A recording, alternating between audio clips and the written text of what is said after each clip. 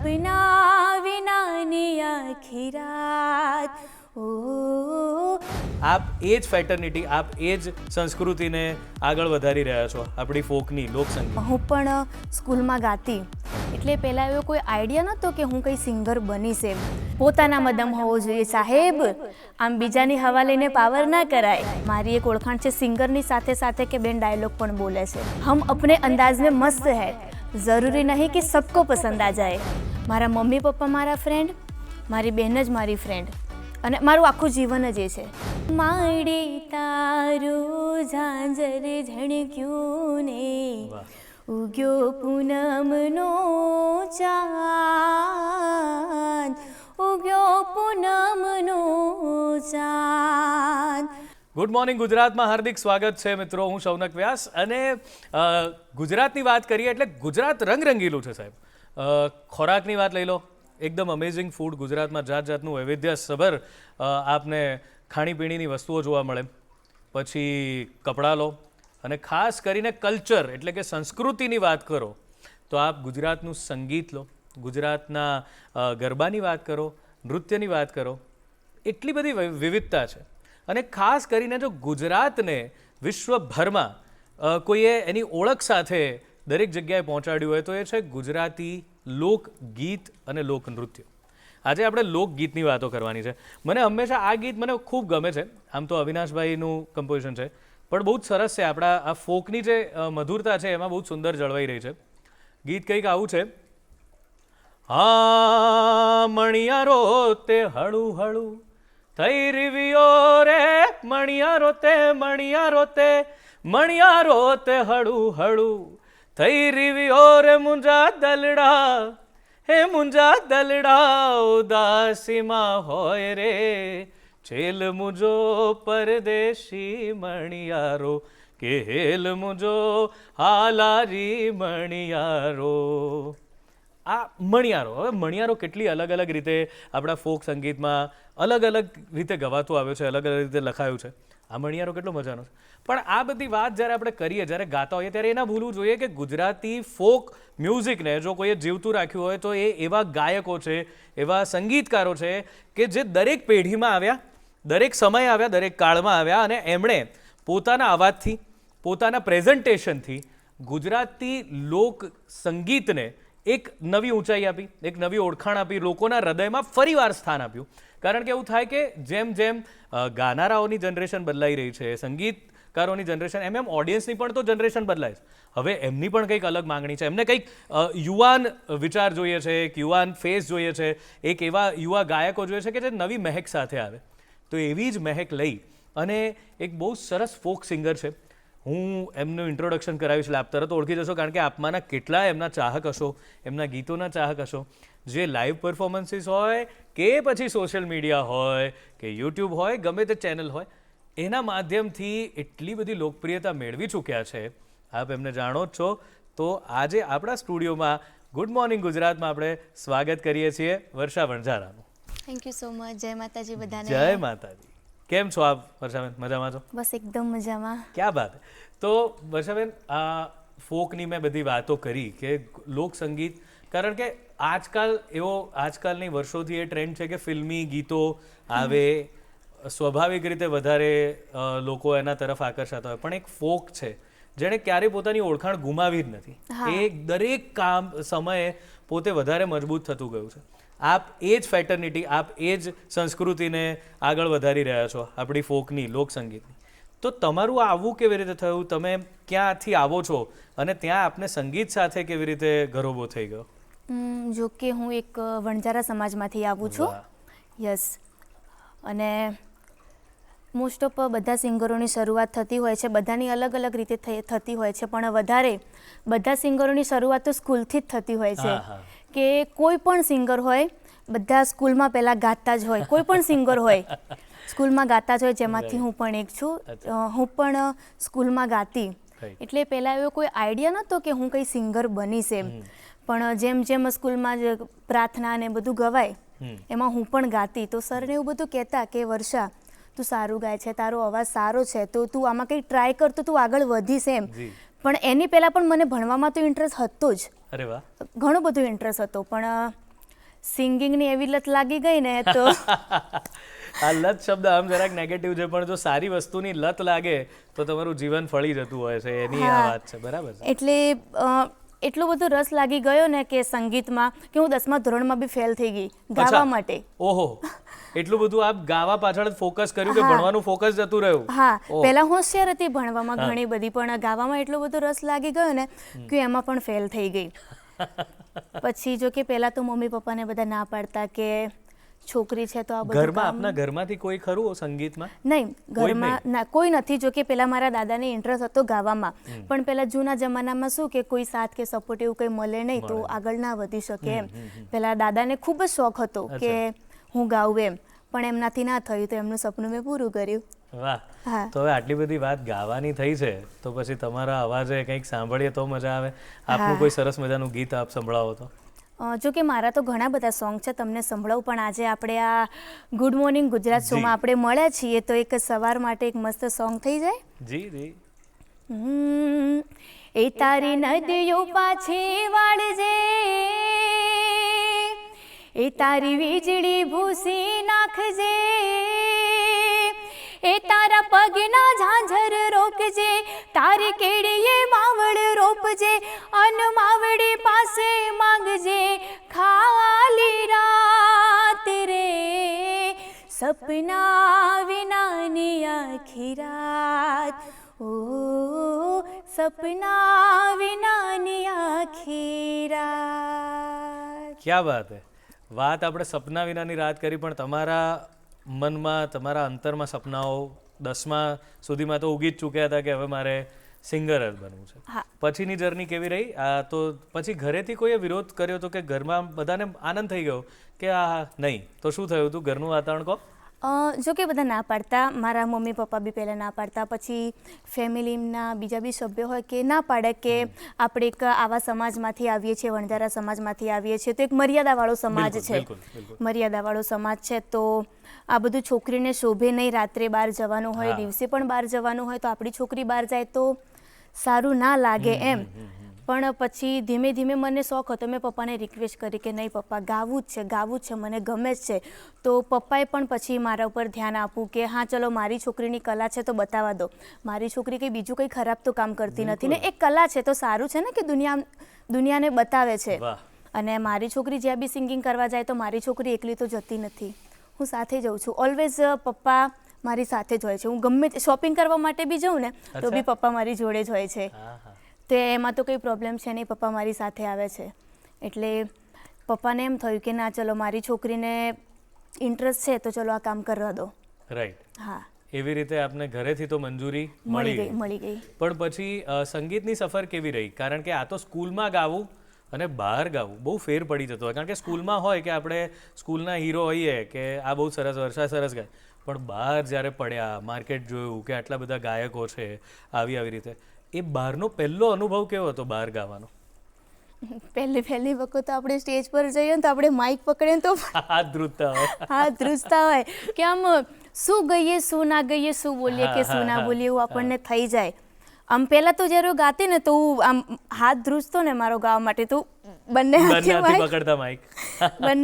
Mike પકડીને ગાતી. પછી બધા મને કહેતા કે તને માઇકમાં વજન લાગે છે.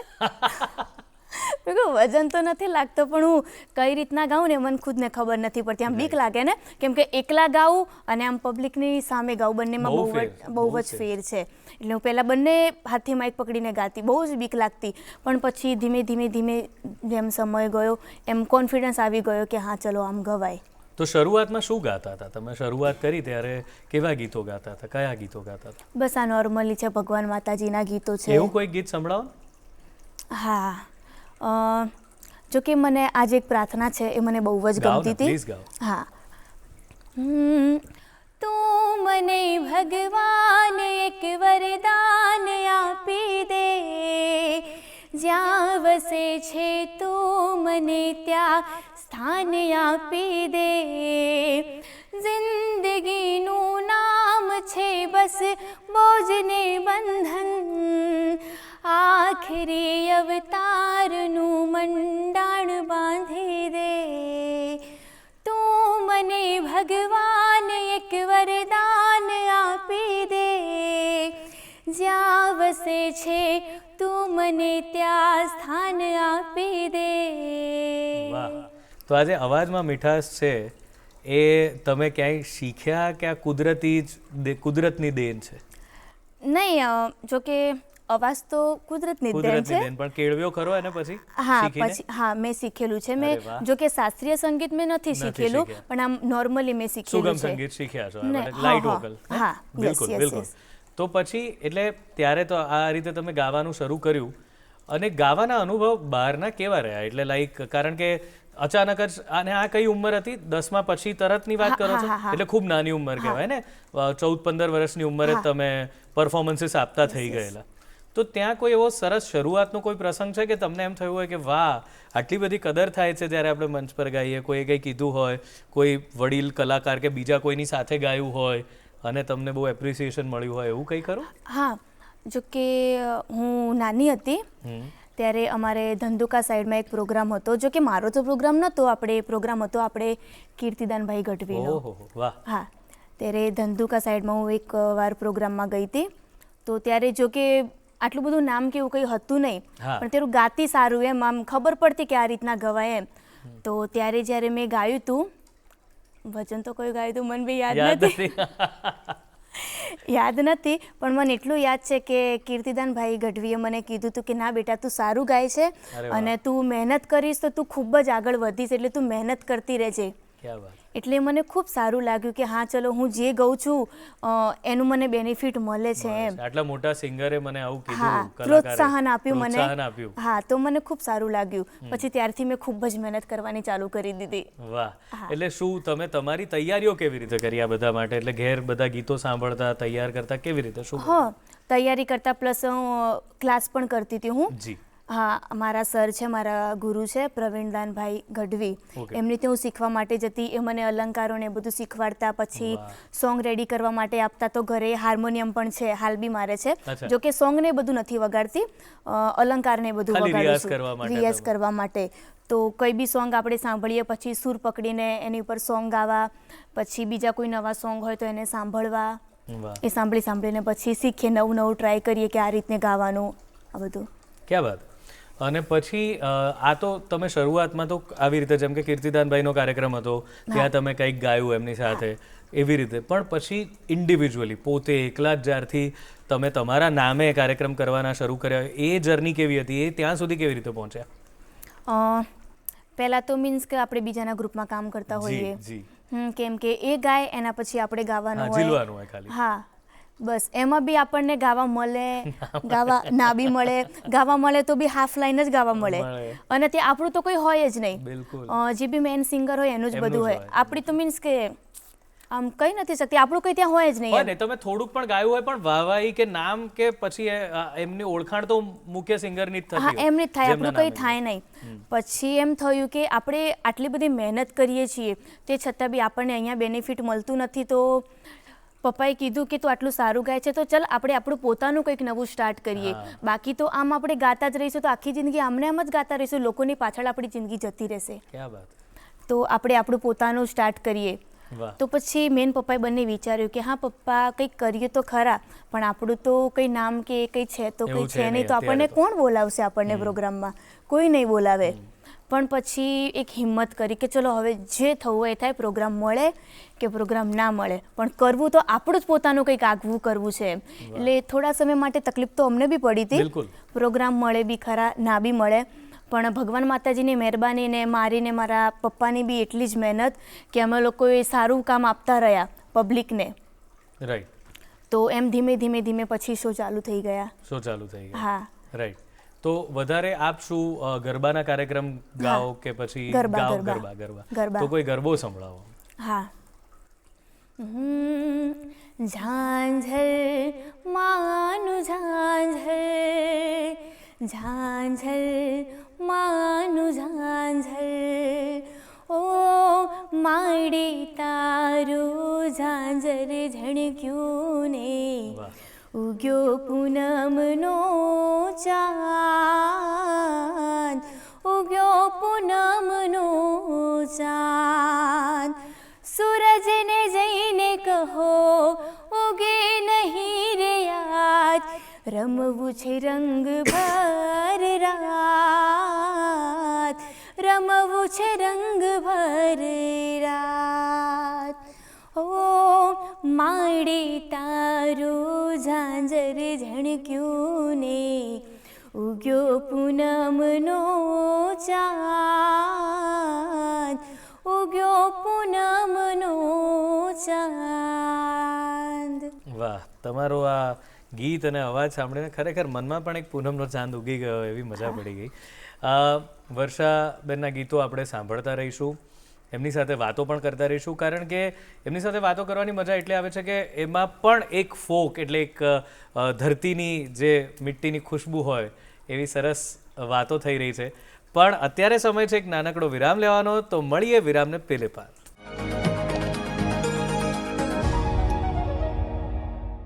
વિરામ બાદ સ્વાગત છે ગુડ મોર્નિંગ ગુજરાતમાં દોસ્તો. અને વર્ષા વણઝારા અત્યારે આપણી સાથે છે. આપ સૌ એમને અલગ અલગ માધ્યમોથી, લાઈવ શોઝના માધ્યમથી કે પછી સોશિયલ મીડિયાના માધ્યમથી એમના ગીતોને સરાહતા રહો છો, માણતા રહો છો.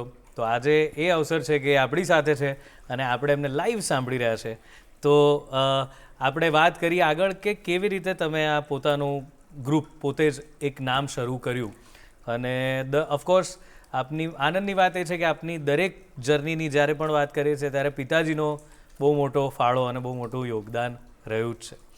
તો હવે આપના કાર્યક્રમો આપતા થયા પછી શું ખાસ ઓડિયન્સની આપની પાસેથી શું ડિમાન્ડ રહેતી, કે શું આપની સૌથી લોકપ્રિય વસ્તુ કઈ થઈ જતી જ્યારે આપ મંચ પર જતા ત્યારે? હા, જો કે સોંગ તો મારા ઘણા બધા ચાલેલા છે, એમાં મને સોંગથી પણ આમ લોકોની ચાહના મળી છે. પ્લસ એના સિવાય પણ જે હાલ તમે મારા ઇન્સ્ટાગ્રામ પર તમે સર્ચ કરશો એમાં જે હું ડાયલોગ બોલું છું ને, જો કે સોંગથી મને નામના તો મળી જ હતી, પણ સૌથી વધારે નામના જે હું ડાયલોગ બોલું છું ને એનાથી મળેલી છે. એટલે હાલ વધારે પબ્લિક મને એના લીધે જ ઓળખતું થયું છે કે આ બેન એ જ છે કે જે ડાયલોગ બોલે છે. એક મિનિટ, તમારે લોકોને પણ જોવું જ છે ને કે આ બેન એ જ છે કે જે ડાયલોગ બોલે છે, તો જોઈ લઈએ. આ બેન એ જ છે જે ડાયલોગ બોલે છે, બોલો, બોલી બતાવો. એટલે મીન્સ કે આમ મોટા મોટા ડાયલોગ નહીં, મીન્સ કે ખાલી ઓનલી ફોર બે જ લાઇનના ડાયલોગ હોય છે.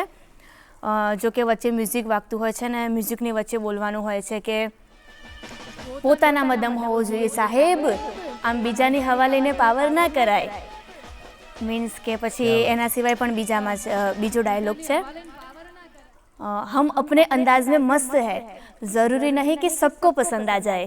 क्या बात है, બહુ સરસ. હા, તમારો જે કોન્ફિડન્સ છે બોલતી વખતે એ લોકોને એ કરી લે છે. હા, એટલે ઘણા બધા આવા છે. મોસ્ટ ઓફ બધા જ મિલિયન ક્રોસ છે. હા, વાહ. બધા જ ટ્રેન્ડિંગમાં છે. જો કે 2 કલાક બી નથી થતા ને ટ્રેન્ડિંગમાં આવી જાય છે. 2 કલાકમાં મિલિયનમાં વ્યૂઝ બી આવી જાય છે. એક ચાહક વર્ગ છે જે રાહ જોઈને જ બેઠો છે. હા, કે હવે કંઈક નવું આવે એટલે તરત જ એ જોઈ લે છે અને લાઈક કરી દે છે. ક્યાં બાત છે, બહુ સરસ. અમુક રીલ્સો 10, 20 મિલિયન બી છે. હા હા હા હા. હા, તો મારે એ જ પૂછવું હતું કે આ તો લાઈવ શો એ જરા અઘરી જ વસ્તુ છે, કારણ કે જગ્યાએ જવું, ગાવું, આ તે. આમાં એક સરળતા છે કે તમે તમારી જગ્યાએ બેઠા બેઠા એક સરસ રીલ બનાવો, એમાં મહેનત છે, પણ તમે એક રીલ બનાવો અને મૂકો અને એ એમને પહેલાં તો શું કે 10-15 હજાર માણસ જોવા આવ્યું હોય મેક્સિમમ, ત્યાં સુધી પહોંચી શકાય. આમાં તો લાખો કરોડો લોકો સુધી પહોંચી શકાય. તો સોશિયલ મીડિયાની આ જે છે તાકાત, એની જાણ કેવી રીતે થઈ, એમાં શરૂઆત કેવી રીતે કરી તમે સોશિયલ મીડિયામાં? જો કે પહેલાં તો આટલી બધી કંઈ ખબર પડતી નથી. પહેલાં તો ઓલું કેસેટનો જમાનો. કેસેટનો જમાનો, સીડી. હા હા, સીડી કહેવાય ને. હા, સીડી કહેવાય. કેસેટ અમારા જમાનામાં હતી, તમારામાં સીડી આવી ગઈ. એટલું બધું મને ખ્યાલ નથી, કેમ કે જ્યારે આ કેસેટ ને સીડી બનતું હતું ને ત્યારે તો આઈ થિંક મેં ગાવાનું પણ ચાલુ નહીં કર્યું હોય. બરાબર. મને એટલી બધી ખબર નથી પડતી. પણ પહેલાં કેવું હતું કે આટલું બધું સોશિયલ મીડિયા કંઈ હતું નહીં. હા, કંઈ હતું નહીં. આજકાલ તો સારું છે કે સોશિયલ મીડિયા છે કે આપણી ઘરે બેઠા બી આપણી ઓળખાણ થઈ શકે છે. ઘરે બેઠા બી આપણે આપણા સોંગ છે બધા સાથે શેર બી કરી શકીએ છીએ. પહેલાં તો કેવું થતું કે કોઈની સામે લાઈવ પરફોર્મ કરીએ ત્યારે આપણને ખબર પડે કે હા ચાલ આ નામનો કોઈ સિંગર છે. હા, બિલકુલ. લોકો મેસેજથી આપણી સાથે વાત પણ કરી શકે છે. હા, યસ, પેલું તો શું થાય કે તમે ગાઈ લીધું પછી નીચે દરેક જણને પ્રતિભાવ આપવા હોય કે તમે બહુ સરસ ગાઓ છો, કે તમે, પણ એ કહી જ ના શકે, તમારા સુધી પહોંચે નહીં. અત્યારે તો એ સહુલિયત થઈ ગઈ છે કે તમે કંઈક મૂકો છો અને કમેન્ટમાં એ માણસ તમારી જે પણ તમારી સાથે કહેવું હોય કહી શકે છે. એ પણ એક સારી વાત છે. હા, તો એ શરૂઆત કેવી રીતે સોશિયલ મીડિયા પર પહેલું શું મૂક્યું તમે, યાદ છે કંઈ? નહીં, આમ પહેલાં તો મને આ પ્રોગ્રામમાં રીલ્સ ને બધું બનાવવાની કંઈ ખબર પડતી જ નથી. મેં તો જો કે સૌથી પહેલું ઇન્સ્ટાગ્રામથી જ શરૂ કર્યું છે. અચ્છા. પહેલાં તો ટિકટોક બી ચાલતું હતું. હા, TikTok ચાલતું કોરોના પહેલાં હા બિલકુલ. ટિકટોક ચાલતું હતું, પણ ટિકટોક તો મેં યુઝ કર્યું નથી. મારી શરૂઆત તો આ ઇન્સ્ટાગ્રામથી જ થઈ છે, આજથી 2 થી 3-4 વર્ષ પહેલાં. 3-4 વર્ષ. હા, તો એ ત્યારે મને એવી ખબર નથી પડતી કે હું સિંગર છું, તો મારે બી કોઈ રીલ્સ બનાવીને ઇન્સ્ટા પર પોસ્ટ કરવી જોઈએ, પહેલાં ખબર નથી પડતી. તો આમ બધાનું જોઉં ને કે બધા રીલ્સો બનાવે છે, આ સોંગ પર રીલ્સ બનાવે છે, તો મને એમ થાય કે આ બધા બનાવે છે, ચલો હું પણ બનાવું. તો પહેલાં તો કોમન બધી રીલ્સો બનાવતી, પછી એ બધા સિંગરોને બધા રીલ્સો મૂકે એમના સોંગની, અને સારી પણ ચાલે તો મન બી એમ થાય કે હું બી સિંગર છું તો હું પણ કેમ નથી મૂકતી, ચલો હું પણ મૂકું. તો પછી મેં પણ સારા સારા સોંગ ગાઈને પછી એની પર પોસ્ટ કર્યા, પછી ધીમે ધીમે ફોલોવર્સ પણ વધતા ગયા. અને એની પછી તો આ ડાયલોગનું બધું એક અલગ ઓળખાણ છે. બધા સિંગરો હશે પણ એમને એક સોંગની ઓળખાણ મળી હશે. અને ડાયલોગ બોલવાની. હા, મારી એક ઓળખાણ છે સિંગરની સાથે સાથે કે બેન ડાયલોગ પણ બોલે છે. અરે વાહ. હા, એટલે એ રીતની એક સારી એવી ઓળખાણ બી મળી છે આમાં. ક્યાં વાત છે. તો તમને એવું નથી થતું કે હવે ડાયલોગ બોલવા વાળા કામમાં એ જંપલાઈ દઈએ આપણે, કે કોઈ ફિલ્મમાં કામ કરી લઈએ, ડાયલોગ તો બોલતા આવડી જ ગયા છે અને લોકો આટલા આપણા ડાયલોગને વખાણે બી છે, તો એવું નથી થતું કે હવે કઈ ફિલ્મમાં જઈએ કામ કરીએ? વિચાર તો હજુ કર્યો નથી, પણ તમે કીધું આજે મેં કીધું હવે વિચારજો, જેમ પેલું કે આ બધા વિચારી લઈએ, કંઈક વિચારી લઈએ. બરાબર છે. તો આ બધી રીલ છે તમારી, એમાંથી સૌથી પોપ્યુલર તમારું કોઈ ગીત થયું હોય એવી કઈ રીલ છે જે સૌથી તમારું સૌથી પહેલું અથવા તો સૌથી વધુ પોપ્યુલર થઈ ગયું હોય ગીત? હા, હમણાં જ 6 થી 7 મહિના પહેલા એક લવ સોંગ છે, એ સૌથી સારામાં સારું મારું ચાલ્યું હતું. એના હાલ 2 મિલિયન ક્રોસ વ્યૂ છે. ક્યાં વાત છે. વાહ, બહુ સારું છે. થઈ જાય, અમારે સાંભળવું છે. હા, સંભળાવી દઉં. એક એકા એક, બે એકા બે, ત્રણ એકા ત્રણ, તું મારી જોડે પૈણ. એ ગુજરાતીમાં કહું પ્રેમ કરું, અંગ્રેજીમાં આઈ લવ યુ, દેશી ભાષામાં કહું તને કે દલડું મારું તારું થયું. 4 એકા 4, 5 એકા 5, 6 એકા 6, તમે મારા થઈ જાઓ. વાહ, આનાથી 2 ફાયદા છે સાહેબ, તમને એક તો ઘડિયા બી આવડી જાય અને ગીત પણ આ ગીત લખે કોણ? તમે જ લખો છો આ? એટલે એમાં એવું હોય છે કે મારી પોતાની યુટ્યુબ ચેનલ પણ છે, વર્ષા વણઝાર ઓફિશિયલ. જો કે એમાં આઈડિયા મારો હોય, હા, કે આવું કંઈક કરવું છે, આવું કંઈક કરવું છે, એમાંથી અડધા શબ્દો પણ મારા હોય, પણ આખું પછી બીજું જે અમુક જે વધતું હોય કે ખૂટતું હોય એ બધા જે બીજા રાઇટરો હોય છે કરી આપતા હોય. બાકી પેલો આઈડિયા તો મારો જ હોય. પહેલાં મારી જોડે કંઈ બી આઈડિયા આવે ને એટલે હું પપ્પાને કહું કે પપ્પા આ રીતનું છે, આપણે કરવું છે. પપ્પા કે વાંધો નહીં, તું વિચારી રાખ આના વિશે, કંઈ બી તારા માઇન્ડમાં જે બી આવે છે તો વિચારી રાખું. પછી પપ્પા રાઇટરને વાત કરે કે આ રીતનું છે, અમારે આ રીતનું કંઈક કરવું છે, એટલે જે બી કંઈક ખૂટતું હોય એ રાઇટર કરી આપે. ઓકે. હા, અને પછી આનું શૂટ કરીને તમે મૂકો. હા, ક્યાં વાત.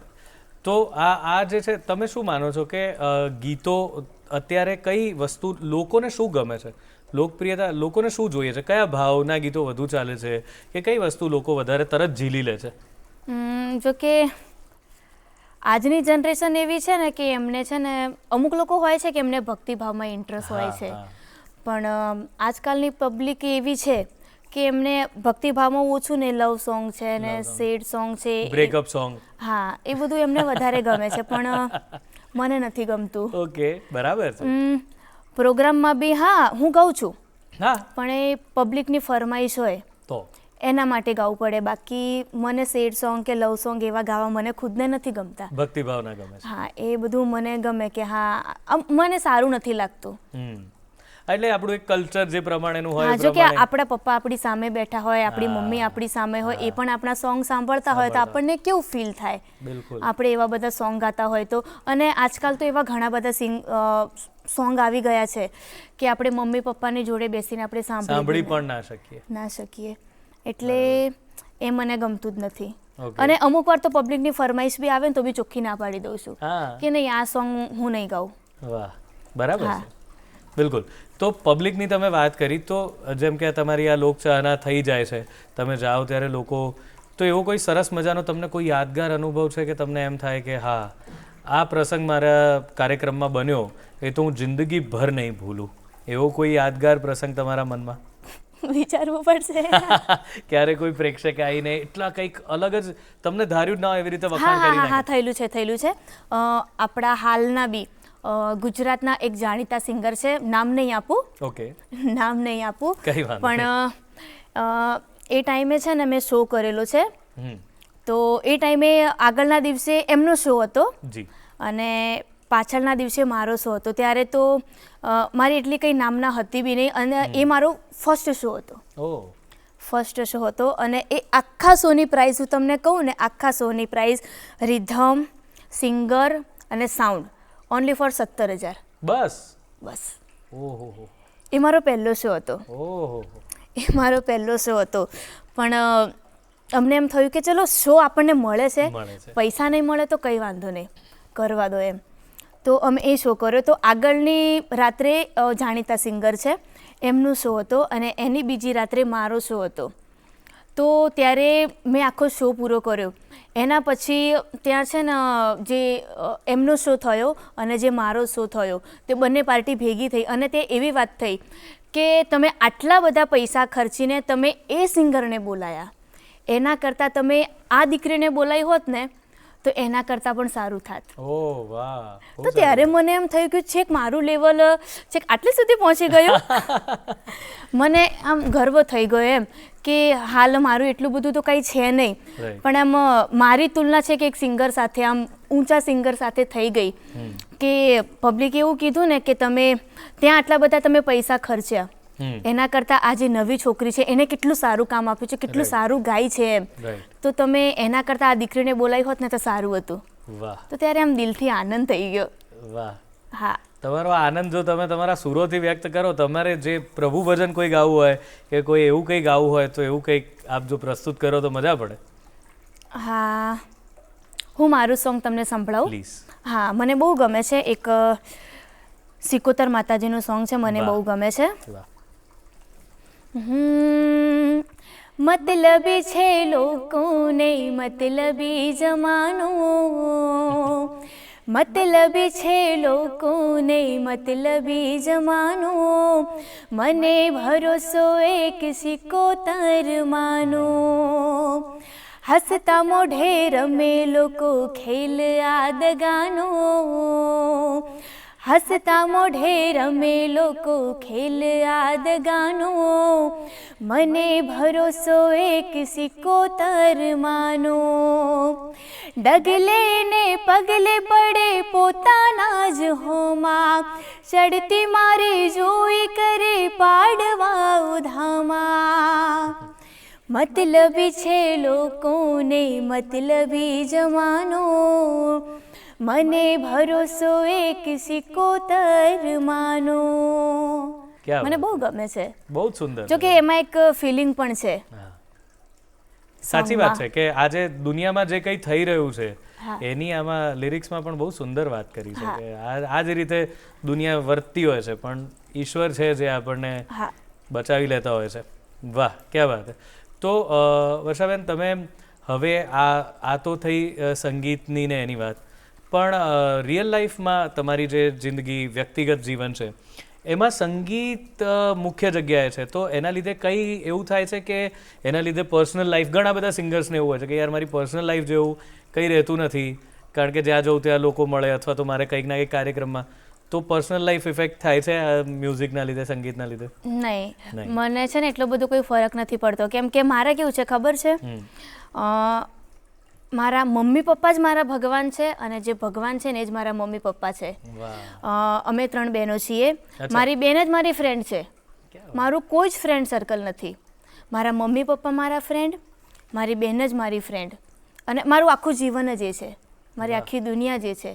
મારે કોઈ જ ફ્રેન્ડ સર્કલ નથી, એટલે હું ક્યાંય ડિસ્ટર્બ થતી જ નથી. વાહ ભાઈ વાહ. બિલકુલ ડિસ્ટર્બ નથી થતી. કેટલી આનંદની વાત છે. બસ આ પરિવાર ભાવના જે તમે સ્વીકારી છે એ તો બહુ મજાની વાત છે. તો હવે બીજું કોઈ તમે નવું કંઈક કરી રહ્યા છો યુટ્યુબ માટે કે એના માટે નવા ગીતો કોઈ બનાવી રહ્યા છો? હા, ઘણા બધા સોંગની તૈયારી કરીને રાખી છે, હજુ રેકોર્ડ કરવાના પણ બાકી છે.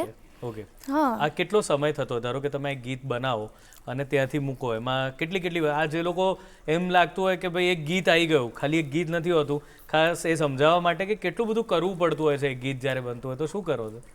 નવા સોંગ માટે તો જો કે મેં તમને પહેલાં પણ વાત કરી કે હું મારી પોતાની ચેનલ યુટ્યુબ ચેનલ છે એના માટે હું કામ કરું છું. મારી પોતાની ચેનલમાં જ હું સોંગ કરું છું, એટલે એ ચેનલમાં હું મારું પોતાનું જ માઇન્ડ દોડાવું છું. બિલકુલ. હા, કે હું પોતે પહેલાં વિચારું કે મારે આવું કંઈક કરવું છે, એટલે પહેલાં તો હું 10 દિવસ જેવું વિચારું કે આવું કંઈક કરવું છે, પછી એના માટે હું 2-4 લાઈનો પણ લખું, પછી અમે એ વિચારીને રાખ્યું હોય, પછી અમે રાઇટરને વાત કરીએ, પછી એ રાઇટર અમને 2 થી 4 દિવસ કે 5 કે અઠવાડિયામાં અમને સોંગ લખીને આપે. પછી એ સોંગ અમે જોઈએ, પછી સારું લાગે, પછી એમાંથી કંઈ ચેન્જીસ કરવાનું હોય તો કંઈ ચેન્જીસ કરીએ, પછી સોંગ લઈને સ્ટુડિયો પર જવાનું થાય. સ્ટુડિયો પર જો ટાઈમ હોય તો ફાઇનલ સોંગ અમે રેકોર્ડ કરીને આવીએ, અને જો ટાઈમ ના હોય તો ઓનલી જે પાયલોટ કહેવાય છે, રફ સોંગ તો પહેલાં રફ સોંગ અમે કરીને આવીએ, પછી ફરીથી ગાવા જવાનું હોય. જો ટાઈમ હોય તો એના ટાઈમ પર અમે ફાઇનલ સોંગ પણ ગાઈ લઈએ, જો ટાઈમ ના હોય તો બીજા દિવસે ગાવાનું થાય. તો એ સોંગ રેકોર્ડ થાય, પછી અમે પાછા આવી જઈએ, પછી એ સોંગને બધું આખું જે મ્યુઝિશિયન હોય, હા, એ બધું કરે, એટલે એ પણ આપણે 5 થી 6 દિવસનો ટાઈમ આપે આપણને. કેટલા ખાસા 25 થી 30 દિવસમાં એક ગીત બને જે લોકો જોતા હોય છે 5 મિનિટનું. એ બનીને આવે. પછી અમુક સોંગ MP3 રિલીઝ કરી દેતા હોય છે, ટાઈમનો અભાવ હોય એના લીધે. પછી જો વિડીયો સોંગ કરવાનું હોય તો એટલો ટાઈમ તો ખાલી સોંગમાં જ લાગે, બનવામાં લાગે. પછી એના પછી વિડીયો સોંગ કરવાનું હોય તો વિડીયો ડિરેક્ટર આપણે સિલેક્ટ કરવાના હોય, આર્ટિસ્ટ સિલેક્ટ કરવાના હોય, લોકેશન સિલેક્ટ કરવાનું હોય, એ બધું કેટલું બધું છે એની પાછળ. એક ગીતની પાછળ કેટલી બધી વાત છે. બસ આ બધાને સમજાવું હતું કે એક ગીત તમારું જુએ પણ એની પાછળ કેટલી મહેનત, કેટલા બધા લોકોની લાગતી હોય છે ત્યારે એક ગીત બને છે. ક્યાં વાત. હું એમ કહું ધારો કે વર્ષાબેન તમારું ગમતું એક ગીત તમારે અત્યારે ગાવાનું છે, તો એ ગીત કયું હોય? ગાઓ. મેં કીધું ને, અમે પહેલા પણ ગાયું સપના વિનાની રાતે. બીજું તમારું કોઈ ગીત કે અથવા તમને જે ગમતું હોય આજે પણ, કે તમે અત્યારે કોઈ ગાવાનું હોય તો કયું ગીત ગાઓ? તમારી ચેનલમાં જે ચાલ્યું હોય એવું કોઈ પણ ગાઈ શકો. એ પણ હા, ચેનલમાં તો ઘણા બધા સોંગો ચાલેલા કોઈ એક ગીત, એટલે લોકોને જરાક આમ કનેક્શન મળી જશે કે હા આ તો અમારું ફેવરિટ ગાયું આજે એમણે. એમ હા, ઘણા બધા છે. જો કે સોંગ એટલા બધા કરી લીધા છે ને યુટ્યુબમાં, જો કે આમ યાદ બી નથી કે કઈ સોંગ ગઈ લો. યાદ બી નથી આવતું કે કઈ સોંગ ગઈ લો. જો કે આમ કેવું થાય ખબર, આપણે એમ પ્રોગ્રામમાં ક્યાંક જતા હોઈએ ને તો ત્યાં આપણે કન્ટિન્યુ સોંગ ગાતા જ રહીએ, ત્યારે આપણને બધું યાદ આવી જાય. હા, પણ આવું કોઈ પૂછે ત્યારે જરા અઘરું થઈ જતું હોય છે, એકદમ બ્લેન્ક થઈ જવાય. હા, બરાબર, કન્ફ્યુઝ થઈ જવાતું કે કઈ સોંગ ગઈએ. કૃષ્ણ ભગવાન પરનું કોઈ ગીત ગાઓ. ચાલો, તમે એક તો ગાયું, પણ બીજું કોઈ કૃષ્ણ ભગવાન પરનું કોઈ ગીત ગાઓ. યમુનાના પાણી ગયા તારે કાનાને જોયા, એ પીળા રે પીતાંબર પહેર્યા મારા મનડાને હેર્યા, એ પીળા રે પીતાંબર પહેર્યા મારા મનડાને હેર્યા, એની અમને લાગી માયા રે કાનાને જોયા, યમુનાના પાણી ગયા તારે કાનાને જોયા. અદ્ભુત, અદ્ભુત. અને જો તમે એક તો બહુ જ બે વસ્તુ તમારી બહુ જ નોંધનીય છે. એક તો કલા પ્રત્યેનો તમારો પ્રેમ ગજબનો છે, અને બીજું તમે પરિવાર પ્રત્યેનો પ્રેમ પણ ગજબનો છે. તો તમારા જેવી ઘણી બધી દીકરીઓ છે કે જે લોકોને આ બધામાં રસ છે, તો તમારે કંઈ કહેવું હોય આ માધ્યમથી એમને, તમે શું કહેશો? તમારી જેમ જ કોઈ આગળ વધવા માંગે છે, તમને જોઈને ઇન્સ્પાયર થાય છે, તમે એમને શું કહેશો અત્યારે? હું તો એ જ કહેવા જાઉં છું કે આજકાલ દીકરી દીકરામાં કોઈ ભેદભાવ કોઈ રાખશો જ નહીં. જો કે ઘણી બધી એવી સમાજ છે કે દીકરા અને દીકરીમાં ભેદભાવ રાખે છે. તો એક રિક્વેસ્ટ કરું છું બધાને કે તમે આમ દીકરી દીકરામાં ભેદભાવ ના રાખશો, ને તમારી દીકરી જો કંઈક આગળ વધવા માંગતી હોય તો તમે એને સપોર્ટ કરો, તમે દીકરીને દબાઈને ના રાખશો. કેમ કે આજકાલ દીકરીઓ જે કરી જાય છે ને દીકરા પણ નથી કરતા.